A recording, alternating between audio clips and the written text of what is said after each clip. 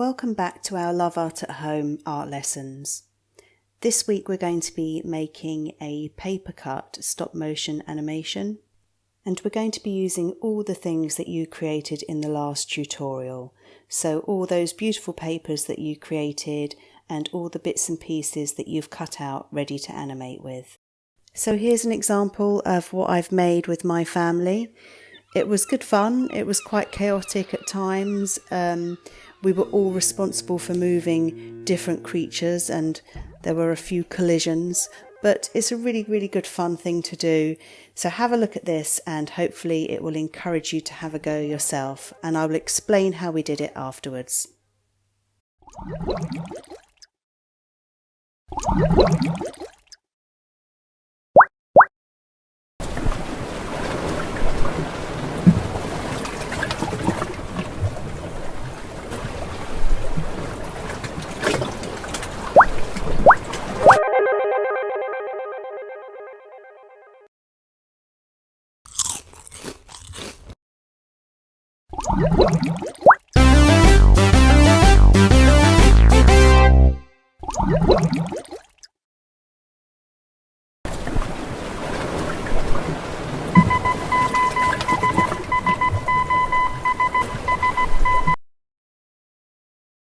So once you've got all your pieces to animate with, you're going to need to set up a rig to hold the camera steady.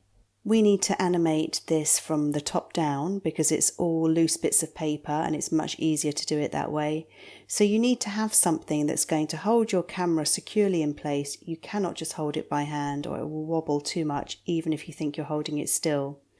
I've set up a simple rig like this just with 2 stools. I've taped 2 bamboo sticks in place. And then I've just pegged a piece of cardboard into place with a viewfinder cut out for the lens of the camera. You're welcome to create any sort of rig you like, but I would just advise you to be careful of using heavy materials in case you knock the rig and it falls on you while you're animating. That's why I've just used bamboo and cardboard here. When you're setting up the rig, it's also really important to have the Stop Motion Studio app open. So once it's open, you need to select New Movie, and then you need to click on the camera icon in the top right hand corner. So that will open up the screen and you will be able to see everything that will be in the frame of your animation. So open that up to make sure that you've got the camera at the right height and you've got the paper in the right position so that you can see everything clearly. I'm just going to go through how to animate a simple scene with you using Stop Motion Studio. Now, if you haven't done this before, we have got another tutorial that goes through the Stop Motion Studio setup in quite a lot of detail, so you might want to look at that first. But if you're already a little bit familiar, then you can just watch this as a little refresher. So it's a really good idea to actually open up the timer on the Stop Motion Studio app to set a time to take the photos.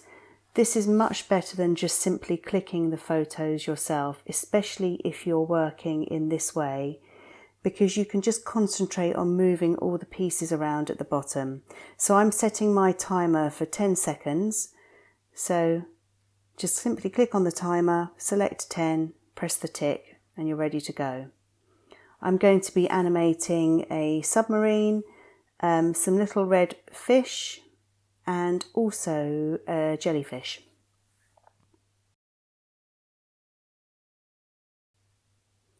I'm just getting those into place before I take the first photo.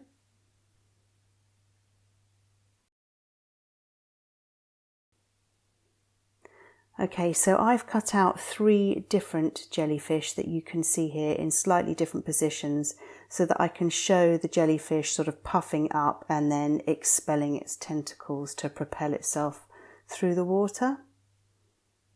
The submarine's going to come across and go down, and the red fish are just going to sort of swim through the middle.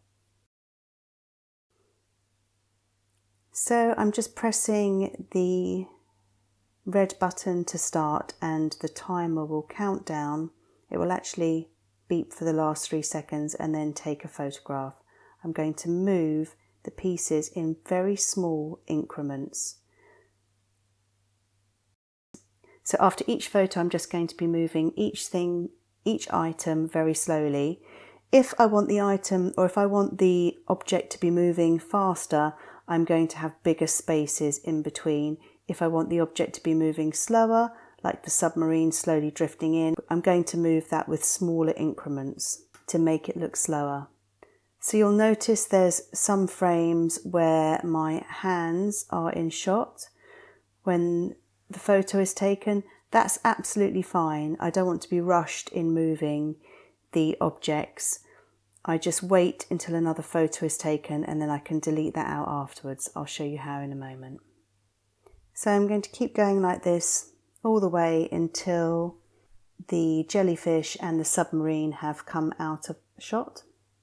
Okay, so once I've finished, I press the red button again to stop, press the top arrow, and then I can see my film on a timeline. If I press the play button, I'll be able to watch that through. So the first thing I want to do is to scroll through that timeline and delete any frames where my hands are visible. So simply click on the frame and click delete.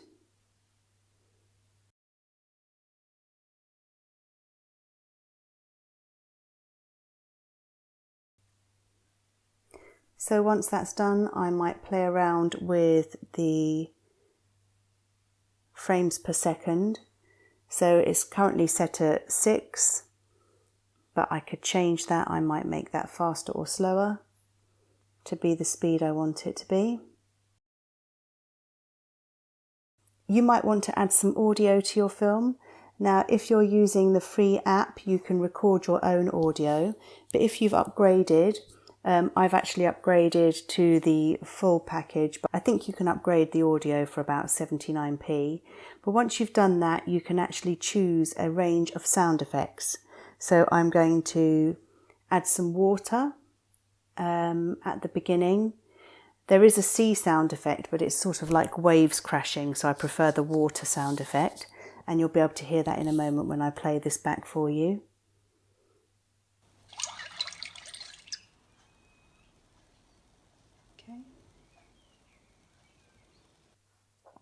I'm also going to add some bubble sound effects when the submarine just starts to descend.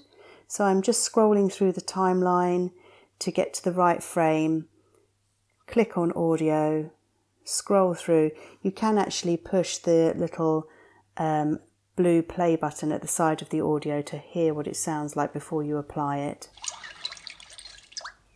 There's a really good selection of sound effects actually. If you want to play around with the audio, you can actually put different filters on and see what that sounds like. You can extend the length of the audio. And if you change your mind, you can simply click on the frame, click audio, and then click delete. It won't delete the frame, it will just delete the audio. Something else you could do if you wanted to repeat the sequence, you could select all of the frames and copy and paste them into your timeline. So just click on select, scroll through to the end of the sequence that you want to repeat, click on the frame, click on copy and click again and click on paste, and that will just paste into your timeline. You can also add a pause if you want to. You can just click on the frame and click the pause button. So this will now run through twice. You can also reverse frames as well, so you could do the same thing. You could click and select and then just hit the reverse button. Again, you can play around with the frames per second, so you could speed it up or slow it down. If you upgrade to have all the different options on this app, you can also add in things like a different frame, like these binoculars, for example, which will be applied to the whole length of footage. You can also have a fade in and fade out if you want for a more professional looking finish.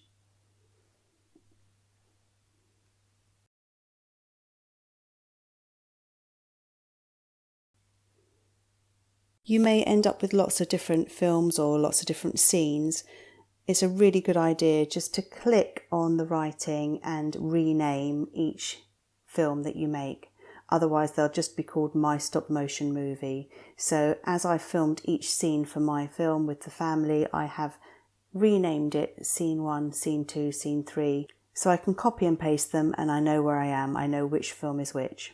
So if you do film your scenes separately and you want to put them into one film, just select the first film and click on the first frame, select all of those frames, get to the end, tap again, click on copy, press the arrow in the top left hand corner, select new film, new movie, and click in the frame and click paste. And there you've got your whole scene that you've just copied and pasted into a new film. So rename it, perhaps something like Final. And then you can go to your next scene and do the same thing again. So go right to the start and click on the frame, click select, highlight everything, click at the end, copy, go back into your final film,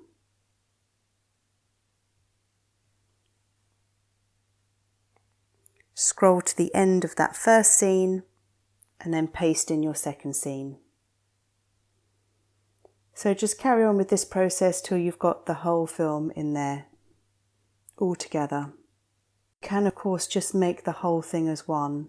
You can pause the filming and resume it. It's just I like to work in separate scenes and then play around with them afterwards.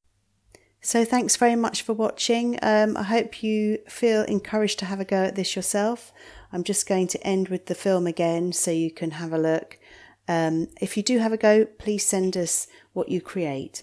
Okay, thanks very much.